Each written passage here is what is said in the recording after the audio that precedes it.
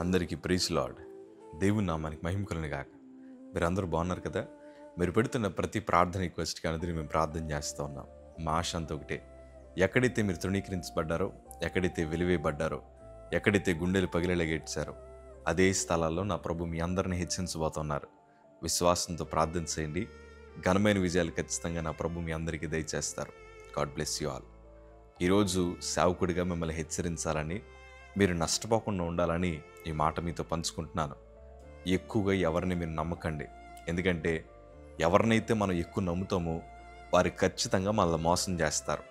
ఖచ్చితంగా వారి ద్వారా మన హృదయాలు గాయపరచబడతాయి. ఖచ్చితంగా ఒకరోజు మనం ఒక మూల కూర్చొని కన్నీరు కార్చాల్సిన రోజు వస్తుంది. ఎందుకంటే మనుషుల హృదయము చాలా మోసకరమైంది. వారు ఎలాంటి వారంటే మనల్ని గాయపరచాలని, మనల్ని కృంగదీయాలని, మనం గెలిస్తే వారవలేని వారు కూడా మన చుట్టూ చాలామంది ఉంటూ ఉన్నారు.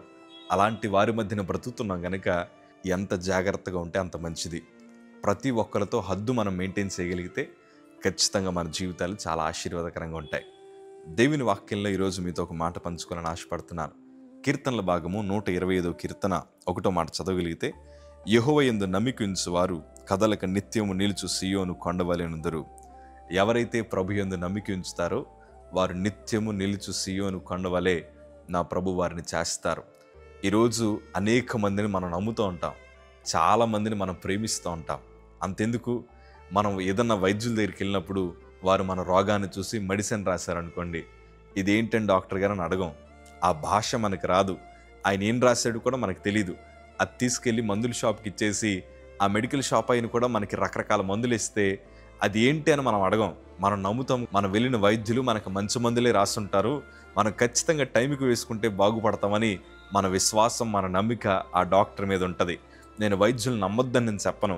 కాకపోతే ఏంటంటే వారి మీదే మనం అంత నమ్మకం పెట్టుకున్నప్పుడు మనల్ని నియమించిన దేవుని మీద, మనల్ని తయారు చేసిన దేవుని మీద, మనల్ని ప్రేమించి మన కోసం ప్రాణం పెట్టిన దేవుని మనం ఎంత నమ్మాలి? ప్రభు వాక్యం అంటది కదా, మీరు దేవుని నమ్మండి, మీరు నిత్యము నిలుచు సీయోను కొండవలే ఉంటారు. ఎందుకు ఈ మాట అంటున్నానంటే, అబ్రహాముని ప్రభు పిలిచాడు, అబ్రహాము నమ్మాడు. దేవుడు అబ్రహాము విశ్వాసము ద్వారా ఏ వాగ్దానం అయితే ఇచ్చాడో ఆ వాగ్దానాన్ని నెరవేరుస్తూ వచ్చాడు. యేసేపు దేవుడు చూపించిన దర్శనాలు నమ్మాడు, ఆ దర్శనాలు ప్రభు నెరవేర్చారు. ఈరోజు మన నమ్మకం మీద ఆధారపడింది.